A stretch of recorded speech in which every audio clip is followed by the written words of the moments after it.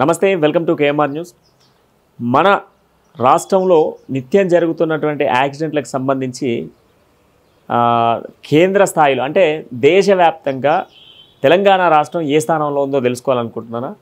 అనునిత్యం కూడా ఫోన్లు మాట్లాడుకుంటూ డ్రైవింగ్ చేస్తున్నారా? డ్రంక్ అండ్ డ్రైవ్ చేస్తూ ఉన్నారా? లేదంటే హెల్మెట్ లేకుండా డ్రైవ్ చేస్తున్నారా? సీట్ బెల్ట్ లేకుండా డ్రైవ్ చేస్తున్నారా? ఓవర్ స్పీడ్తో డ్రైవ్ చేస్తున్నారా?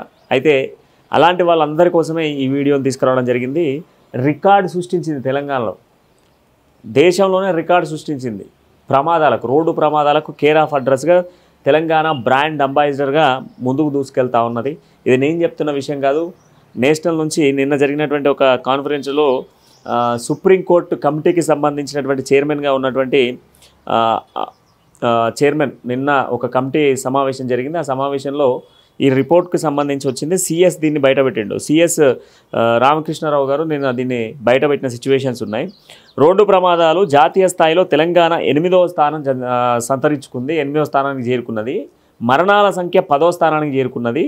దీంతో పెద్ద ఎత్తున రోడ్డు ప్రమాదాలు జరుగుతూ ఉన్నాయి. సుమారుగా రోజుకు ఎటు లేదన్నా తెలంగాణ రాష్ట్రంలో సుమారుగా ఒక 20 మంది రోడ్డు ప్రమాదాలతో మృతి చెందుతూ ఉన్నారు. సుమారుగా ఒక 30-40 మంది యాక్సిడెంట్లకు గురవుతూ ఉన్నారు. ఈ ప్రమాదాలు జరుగుతున్నాయని చెప్పేసి నేషనల్ రిపోర్ట్ ఇచ్చింది. 8వ స్థానానికి చేరుకున్న తెలంగాణ రాష్ట్రం యాక్సిడెంట్ కేసులలో రోడ్డు ప్రమాదాలకు సంబంధించినటువంటి అంశంలో తెలంగాణ రాష్ట్రంలో రోజు రోజుకు పెరుగుతున్నటువంటి యాక్సిడెంట్ల వల్ల ఎంతోమంది ప్రాణాలు కోల్పోతూ ఉన్నారు. ఎంతోమంది ప్రాణాలు కోల్పోవడంతో పాటుగా కుటుంబాలకు దూరం అవుతూ ఉన్నారు. నిత్యం కూడా నేను ట్రావెల్ చేసేటువంటి సందర్భాలలో కూడా సుమారుగా ఈ వారం వ్యవధిలోనే నేను దాదాపు 4 యాక్సిడెంట్స్ చూశాను. దాంట్లో 2 ప్రాణాలు కోల్పోయిన వాళ్ళని కూడా చూసిన.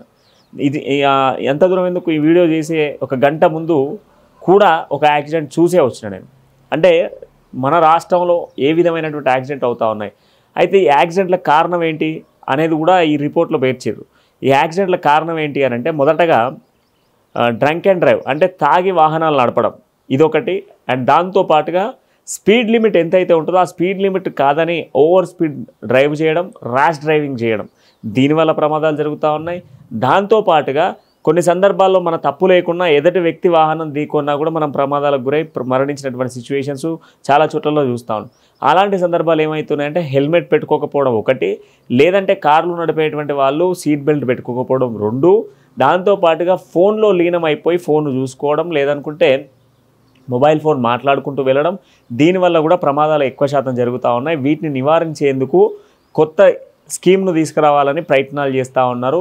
రోడ్డు భద్రత, రవాణా భద్రతకు సంబంధించినటువంటి చేర్పులు మార్పులు చేసేందుకు కేంద్రం రాష్ట్రం కలిసి ఒక నిర్ణయం తీసుకోబోతా ఉన్నది.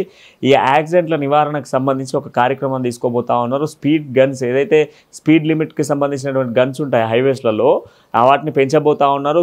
దాంతోపాటుగా చార్జెస్ అంటే పెనాల్టీస్ కూడా పెంచేటువంటి అవకాశాలు ఉన్నాయి. ఇదివరకు మనం చూస్తే 500-1000 రూపాయలు తీసుకొని వదిలేసేటోళ్ళు హెల్మెట్ లేకపోతే, లేదంటే చలాన్స్ వేసేటోడు. ఇప్పటి నుంచి దాన్ని రెట్టింపు చేసే దిశగా కూడా ఆలోచించబోతా ఉన్నారు. ఇదంతా కూడా జరుగుతున్నటువంటి ప్రమాదాల నేపథ్యంలోనే నిర్ణయాలు తీసుకున్నారు. రేపు ఇంకా యాక్సిడెంట్స్ పెరిగేటువంటి అవకాశాలు ఉన్నాయి కనుక తొందరగా ఈ నిర్ణయం తీసుకోవాలని ప్రభుత్వం భావిస్తూ ఉన్నది. ఎందుకంటే సుమారుగా ఒక రోజుకు 20 మంది ప్రాణాలు కోల్పోతూ ఉన్నారు యాక్సిడెంట్ల వల్ల. యావరేజ్గా బిలో యావరేజ్ చేసుకున్నా కూడా ఒక 5-10 మంది అయితే ఖచ్చితంగా మరణిస్తూ ఉన్న సిచ్యువేషన్స్ ఉన్నాయి. వీటన్నిటిని నివారించేందుకోసమే ప్రభుత్వం ఈ కీలకమైనటువంటి నిర్ణయం తీసుకొని ముందుకు వెళ్ళబోతూ ఉన్నది.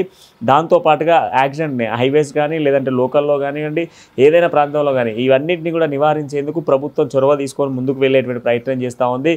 మీరు కూడా ర్యాష్ డ్రైవింగ్, మొబైల్ పట్టుకొని డ్రైవ్ చేయడం, మాట్లాడుకుంటూ డ్రైవ్ చేయడం, డ్రంక్ డ్రైవ్ చేయడం, లేదనుకుంటే సీట్ బెల్ట్ లేకుండా ట్రావెల్ చేయడం, హెల్మెట్ లేకుండా ట్రావెల్ చేయడం, ఇటువంటివి ఉంటే వెంటనే మానుకోండి. ఎందుకంటే ప్రమాదాల సంఖ్య పెరుగుతూ ఉంది. ఏ ప్రమాదం ఎటు నుంచి ముంచొస్తుందో ఎవరికి తెలియదు. కనుక ప్రమాదాలు జరగకుండా ఉండాలి, ప్రమాదాలకు మనం గురి కాకుండా ఉండాలి అని అనుకుంటే ఖచ్చితంగా కూడా సేఫ్టీ ఏవైతే వాహనాలు నడిపేటువంటి సందర్భాల్లో తీసుకోవాల్సినటువంటి సేఫ్టీ ప్రికాషన్స్ అన్నీ కూడా పాటించుకుంటూ ముందుకు వెళ్ళండి. ప్రమాదాలకు గురి కాకండి, ప్రాణాలకు కోల్పోకండి. మరిన్ని వీడియోలతో మళ్ళీ కలుద్దాం. అంటిల్ దెన్ చూస్తూనే ఉండండి కేఎంఆర్ న్యూస్. దాంతోపాటుగా ఇప్పటివరకు అయితే ఎవరు సబ్స్క్రైబ్ చేసుకోలేదు వాళ్ళు ఖచ్చితంగా సబ్స్క్రైబ్ చేసుకోండి. మా వీడియోల్ని మరికొంతమందికి షేర్ చేసే ప్రయత్నం చేయండి. Thank you for watching.